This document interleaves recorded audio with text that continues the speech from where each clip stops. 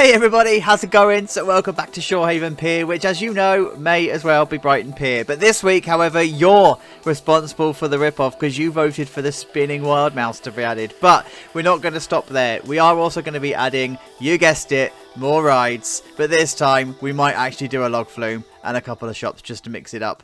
Let's go.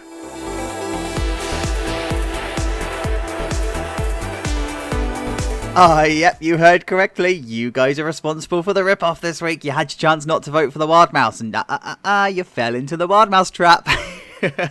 It's okay. It's fine. I completely agree with you. This pier does need a wild mouse, so it's only fair that I oblige and put one in. And I've also done the log flume, and I've also added the rest of the rides that are going to appear on the pier.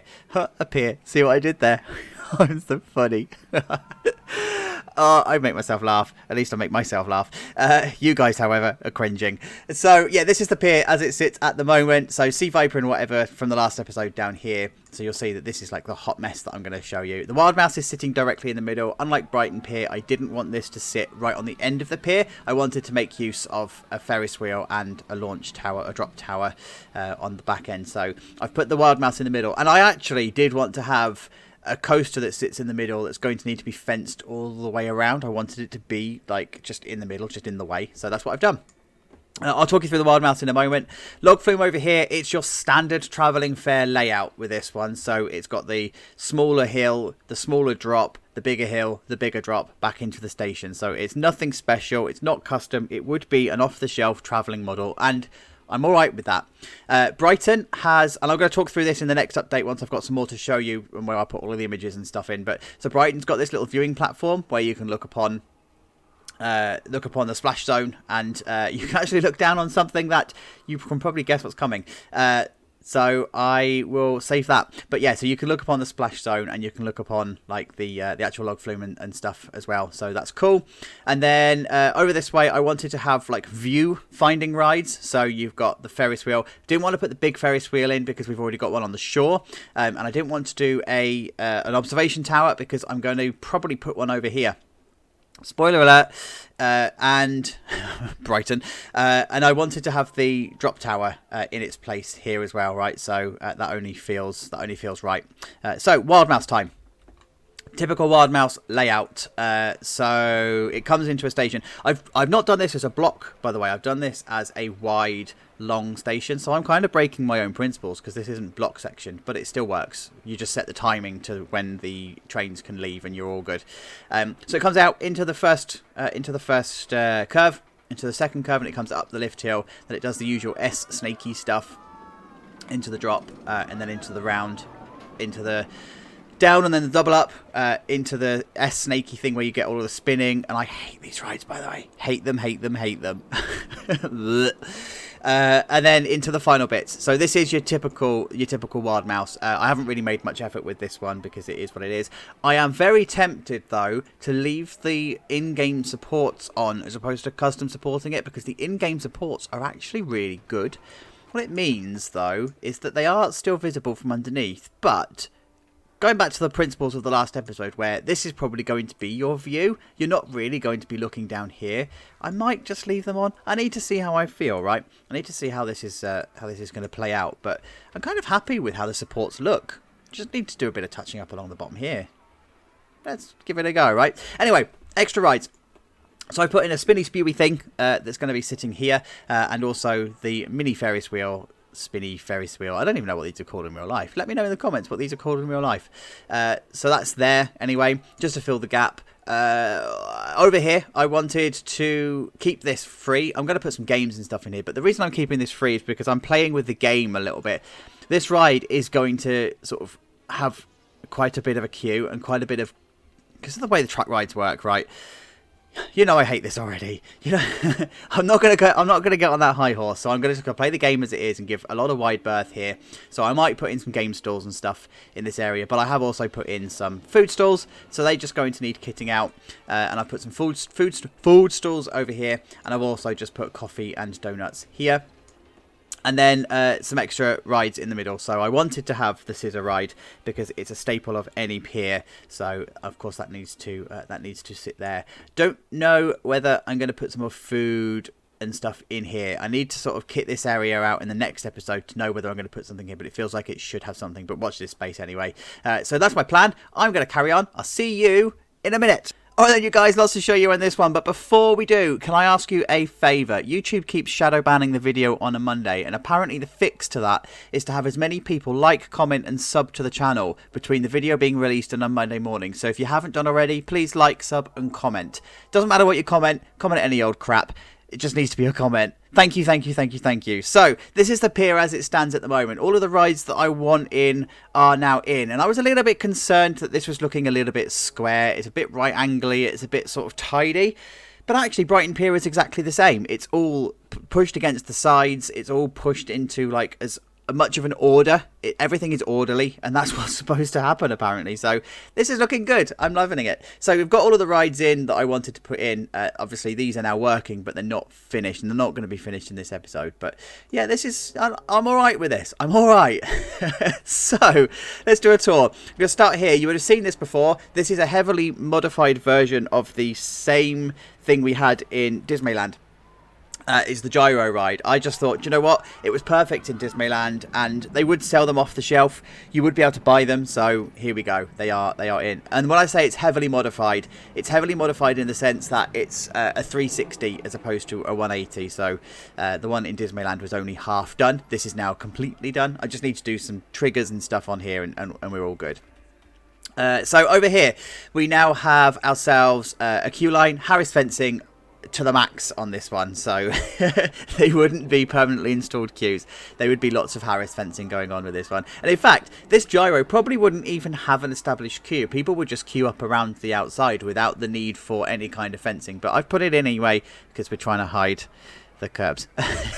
So, and then over here we've got the beginnings of a building for food and drink. Not going to dwell on that. It needs a lot of detailing, a lot of touching up. I don't know what style I'm going for with this. I'm sort of trying to play this out and hope for the best, right? So yeah, it's what it is. But here, the station, again, you will have recognised this from Disneyland. This is pretty much a bulk standard Wild Mouse station setup going on in here. No detailing done in this yet. There's lots of Theme Makers Toolkit stuff that needs doing. I'm saving that until the end because I kind of want the transformation to be a bit more dramatic than the previous episodes. So for now, this is the station. It does have a name. The vote has just closed, so we are good to go with the name, but I'm not going to tell you just yet. But what we're doing here is lots of tin roofing going on, and we've got lots of beams, but lots of openness. The station would be very, very, very open. But like I say, Theme Makers Toolkit and Station Pass needs to be done in here.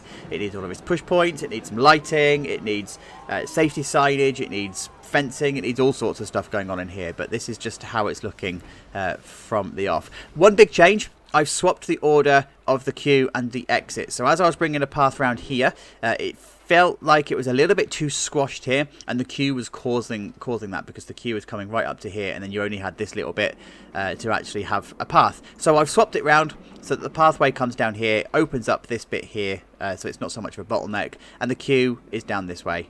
This ride doesn't really get much of a queue anyway, so I'm all right with that. And then we come over here. So this is another food unit. So I just wanted to have this as a bit of a wooden hut, you know, like the sheds that you get for Christmas markets and stuff. Feels like that's how this would be for coffee and donuts. Need to do a Theme Makers Toolkit pass on this and just do a final kit out. Over on the log flume, we are looking a bit more put together. So this in here would be a pool of water. Yes, it is okay to have that here. The weight would be distributed enough for it to be okay on the pier.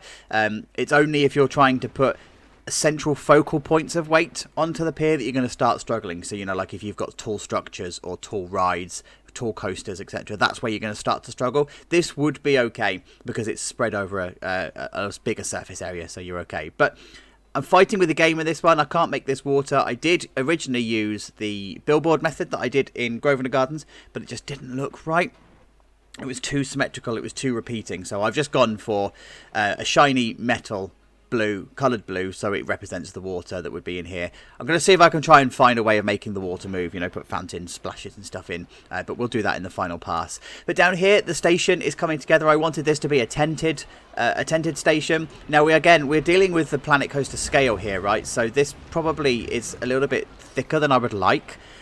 But it works. It does what it needs to do here. And then, of course, you've got the typical traditional stripy lines going on, and the frill down here. So these are just art shapes. Nothing special. There's not Theme Maker's Toolkit or anything like that. They are just the art shapes, just put into an archway and then copied across on multiple occasions. Again, no Theme Maker's Toolkit pass done in here just yet. And I also need to put the tactile pathing and stuff down. So that, again, I just want that transformation for the final reveal to be a bit better than previous ones, because it kind of gives it away when you look at it in the middle of the episode, right? So that's what we're going for here. Lots of tactile pathing, lots of Theme Maker's Toolkit. And if you have a look at Brighton's, so this is the pictures from there, you will see that the station is actually raised up above the water. It's not a solid station bed. So that's kind of what I'm going for here. This whole style of the same station. Just need to tidy it up a little bit and make it a bit sort of a bit more real. Lots of work to do on that station, and I'm fully aware of that. This is the viewing platform then for the drop. So this is exactly as I wanted it to be. The tactile pathing, a bit fenced off, a bit exposed. I need to do some internal ride stuff here, you know, like splash, what are they called? Shields on this final drop, and then make that a thing. So, but I like how this has turned out, right? So guests can come up here. I'll probably put a vista point up so that we can see, or guests can come up and have a look and whatever. This is what I've been working on. So this is also very true from Brighton. These are the pictures from that. The backstage area is tucked away at the back of the pier. So you would kind of think that because it's looking out to sea, they would want to make a thing of the viewpoint, right, looking out to sea, but they don't. They have this backstage area here which contains like this shed and a lot of mess. So I need to mess this up some more, but this is just a get a feeling for how this is in real life. And it's not hidden. They make absolutely no effort to hide it. It's as garish and ghastly as it looks, and it's great. I love it. So this is what I'm going for here. It's just like put in here at the back. This is a maintenance area that's easily accessible, right? So that's what we're going for. I've decided to do some work on the Ferris wheel here, so I'm not going to do much more to this. It's just I've just put the queue in and I've just put the Ferris wheel in so that we can get a feel for how this is going to be in the actual pier. And like I say, I'm not touching these rides down here. I've just made some of them work just to make them work. This area here, we now have a cover for our scissor. So there it is. There's our scissor. It's still testing at the moment because I've just changed the ride sequencing and stuff on here. But yes, there we go. The scissor is now covered. And this bit is the starting point of more shops and stuff. So I've actually put loads more in. I've changed the configuration of this. I've put it all along here. And it felt like this whole Wild Mouse needed enclosing by some shops. And because this is a central part of the pier, this is where you'd find all of your food and drink stuff, right? So this is where I'm working on. Again, I don't know what design I'm going to put in. I don't know what's going on. Watch this space. This is the kind of thing that I'm going for from the pictures that I've taken from Brighton, but I don't quite know how I'm going to pull it off. So let's go from there, right? Let's see what we can have. I'm sounding very pensive in this update. It's because I don't really know the direction that this part of the pier is going to take yet. And then I have just put some more tickets in here. The space needed filling with something. I don't know if this is its final resting position because I think I need to kit out the actual flat track ride that we've got here. So I've just put that there for now, just to give it a bit of love. And then what I'm trying to do here is cover up some of the unsightly curbs that are in the middle of the path with what would be miniature game stalls, used or otherwise. For now, I'm leaving them empty, but whether I kit them out in a future episode, I don't know. But they are there just to sort of try and take away some of the attention from the curbs. But looking from the top here, it feels like a pier. It feels like it's coming together quite nicely. So let's do the big reveal. Here we go. I'm not entirely convinced that this view is much different from the previous update, but I mean, you've got a flashing sign. It cycles through colours and everything, so it's progress, I guess. No, I promise I've done more than that. I promise I've done more than a sign. But the Done For Now stamp is coming out because I've got some stuff on the right-hand side that I do want to finish, stuff on the left-hand side that I also want to finish, but I need to do, in the next episode, the lighting pass for all of that to become true, right? So let's have a look at the stuff that is done. Let's have a look at the stuff that's finished. So we have a name for the coaster. I get to crack over my really poor Italian again because it's mozzarella. No, it's mozzarella. Mozzarella, whatever you want to say it, however you want to say it. Naylin, this was your suggestion. Thank you so much. You won the vote this week by an absolute clear margin, so thank you. It's a perfect name for this coaster, and it fits brilliantly. So, I did want this to be an absolute onslaught on the eyes. That's why this sign is not that clear, whereas you've got Wet and Wild over the other side that's very, very clear. So I wanted this, and at night, by the way, this does pop alive. I've kept the lighting to a minimum, so the sign comes to life, and then all of the lighting around the outside here also comes to life. So that was done by design. But from the path down here, I wanted it to feel like it was just a bit of a mess, because this is what it is. This coaster is a mess of supports. I have done custom supporting on here, by the way. There's a couple of instances where I've had to just put in some extra supports. I didn't realise when I built it to start with that the supports had gone astray, but of course that would make sense because it's track underneath and over the top and whatever. I have also changed the friction on here as well, because the coaster was running a little bit too slow, so I've brought the friction right down to 0.4. That's not realistic. Well, it kind of is, because the train was just running far too slow, so I've actually just corrected that. And I've also made some of these block brakes, and some of these are the runners and stuff, so it kind of like gets a consistent speed throughout now, and so it runs better than it did and than I had before, so I'm alright with this. And this is now nicely contained, it's nicely confined. I wanted to reduce the number of opportunities the guest has to interact with the ride area, so along this side and along this side is now the only areas that they can really properly interact with. Everything else has been blocked by shops. Talking of which, let's have a look. So I've added in fisherman's games along here, so these are just so versatile, you can use them pretty much wherever, and I'm so glad they exist, right? So glad that they were done. Then along here I have kept this simple. So in Brighton this is also really simple. You saw that in pictures, but this is a refresher if you need it. So I wanted to keep this simple. I didn't want to have this themed or elegant, not like the other buildings that we've been doing. These are just shacks that have been put up and just to serve food. There's no real purpose to it.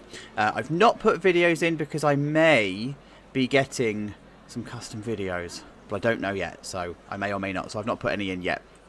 But I did want to have this idea of having alternative colours and stuff going on along here, so that's why we've got the pink, the blues and the yellows and purple on the other side.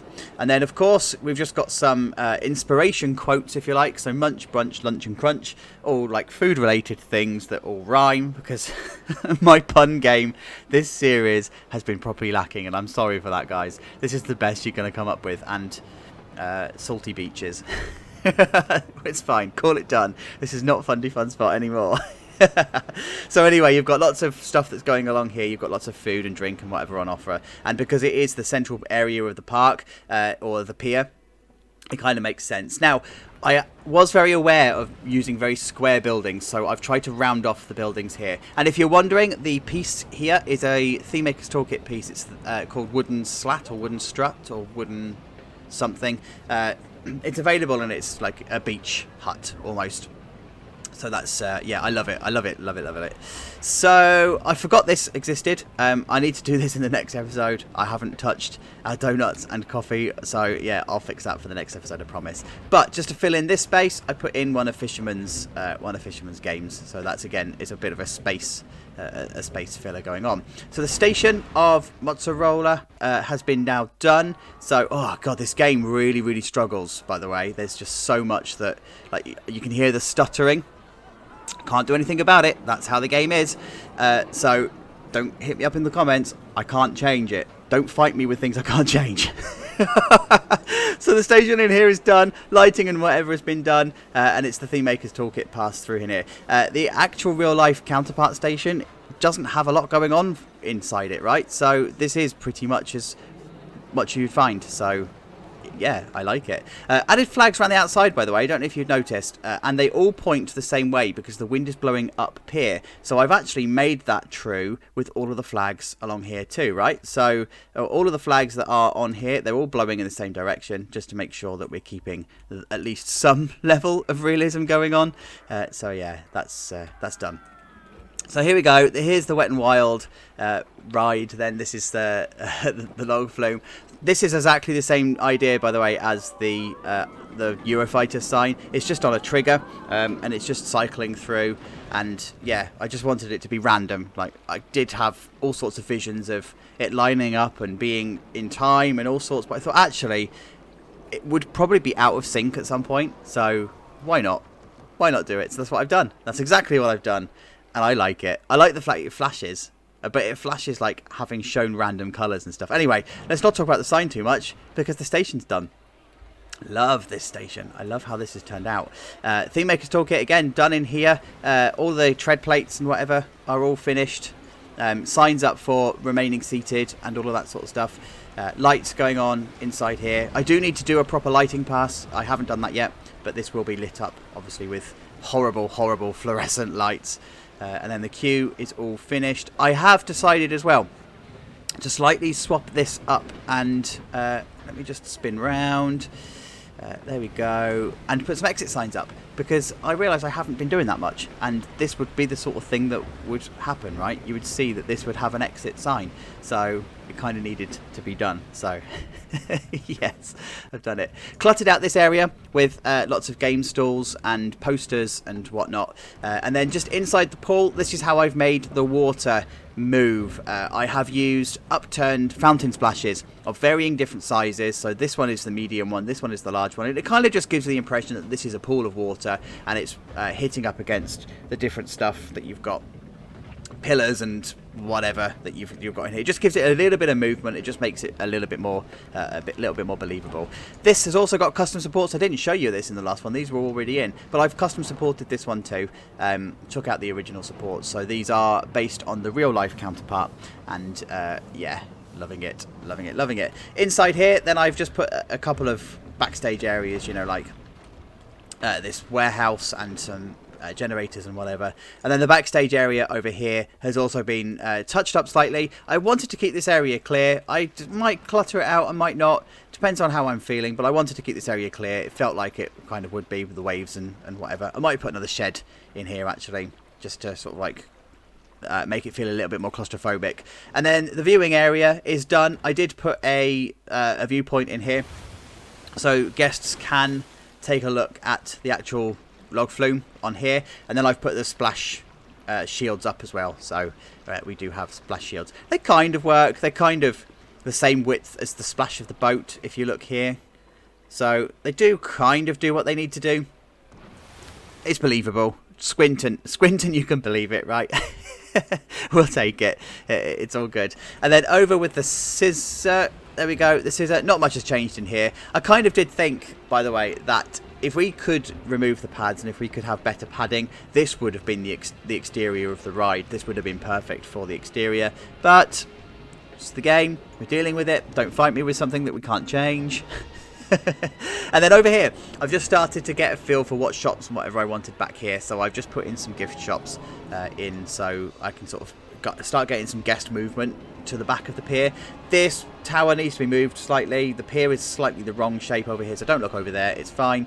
And then here we go with the Ferris wheel. So the Ferris wheel is now pretty much done. Just need to make this area all make sense, and then it's in. I've put this on a double cycle, by the way, so it's actually drawing some guests in from the back. So this is yeah, I'm pleased with this. This is how it's looking then as an actual pier. Like, it's, again, please forgive the trees in the background, but this is looking like a pier now, right? I am so chuffed. I'm so chuffed. I am going to give you a bit of a sneak peek of evening time, so you can just see how some of this comes to life, right? So there's the Wet and Wild sign that's completely out of sync and perfectly out of sync. It's brilliant. There's the Bombora sign, which is now just there. And then you've also got the mozzarella sign. So there you go. Mozzarella. I've just realised that's a play on words of mozzarella. That's actually really clever. I see why that won the vote. Yeah, well, welcome to today, Chacho. Keep up. That's really clever. That's just tickled me. And so I've now got the lights around here as well. I'm going to do some more, but I just need to sort of see where I'm going to put them all and see what this haunted house or whatever it's going to be is going to look like. But yeah, it's looking good. I'm chuffed. I'm really, really, really chuffed. So, guys, thank you so much for getting to the... Let me just put this back. There we go. Thank you so much for getting to the end of this episode. I really, really do appreciate it. Have you liked and commented yet? No? Okay, we'll wait. Actually, no. Do you know what? If you need more time, just pause the video. The likes and the comments really do help the channel. They help us to find new audiences and stuff, so thank you for your support. I really, really do appreciate it. Next week we're going to be dealing with the last few rides and also the viewing tower, I think, on the shore, the final city stuff. So I think next week might be the last one. Ooh. So guys, until we speak again, please look after yourselves. I'll see you next week. Bye bye.